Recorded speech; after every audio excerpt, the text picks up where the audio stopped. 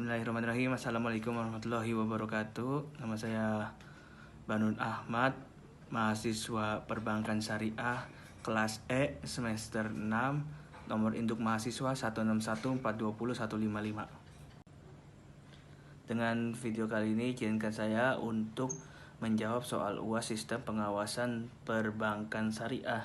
Nah, untuk yang soal pertama adalah bagaimana bank syariah dapat melindungi deposan dari kerugian. Selanjutnya adalah jelaskan fungsi dari lembaga penjamin simpanan.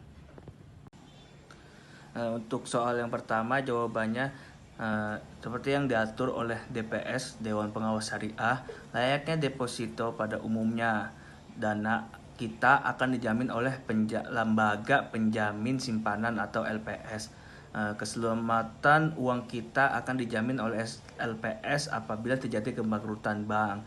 Jadi kita tidak akan kehilangan uang tersebut. Dengan deposito syariah, tingkat keamanannya bahkan jadi lebih tinggi karena presentase pembangkit keuangan sudah ditentukan dari awal oleh pihak nasabah dan bank, sehingga menutup kemungkinan terjadi kecurangan dari salah satu pihak. Fungsi dari LPS atau lembaga penjamin simpanan, yang pertama untuk memberikan jaminan penuh pada setiap nasabah dari bank dan secara aktif ikut melakukan penjagaan dari kestabilan sistem keuangan perbankan berdasarkan misi yang sesungguhnya. Soal yang kedua adalah jelaskan mengenai alternatif yang tersedia bagi bank syariah. Alternatif yang tersedia bagi bank syariah yaitu pembiayaan syariah. Hukum perbankan syariah memiliki aturan tersendiri dalam sistemnya, meskipun tujuannya sama dengan bank konvensional, yaitu memperoleh keuntungan dengan cara meminjamkan dana dan membiayai kegiatan usaha yang dilakukan oleh nasabah. Perbedaannya adalah bank syariah tidak melakukan meminjam dengan bunga. Sedangkan untuk memenuhi kebutuhan dana, bank syariah memberi pembiayaan melalui akad-akad bagi hasil dan akad-akad jual beli kepada nasabah. Untuk soal yang terakhir, yang ketiga, jelaskan mengenai jenis risiko yang melekat pada bisnis perbankan dan bagaimana langkah untuk meningkatkan budaya manajemen risiko di bank syariah. Jawaban yang ketiga adalah perbankan sebagai lembaga yang begitu dekat dengan risiko, khususnya yang berkaitan dengan uang.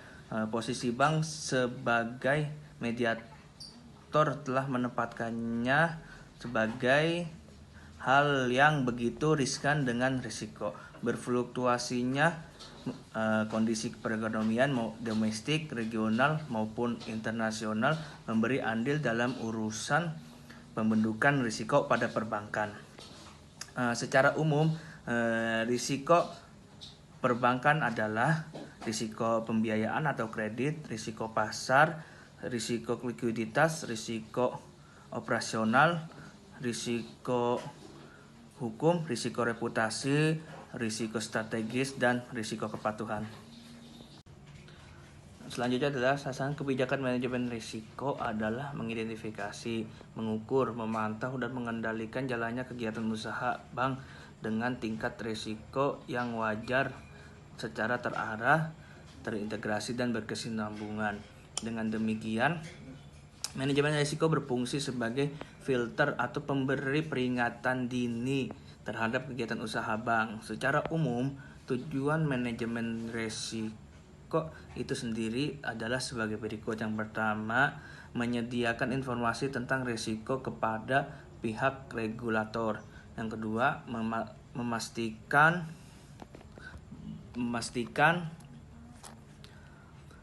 bank tidak mengalami kerugian yang bersifat unavoidable. Terus yang ketiga, meminimalisasi kerugian dari berbagai risiko yang bersifat uncontrolled.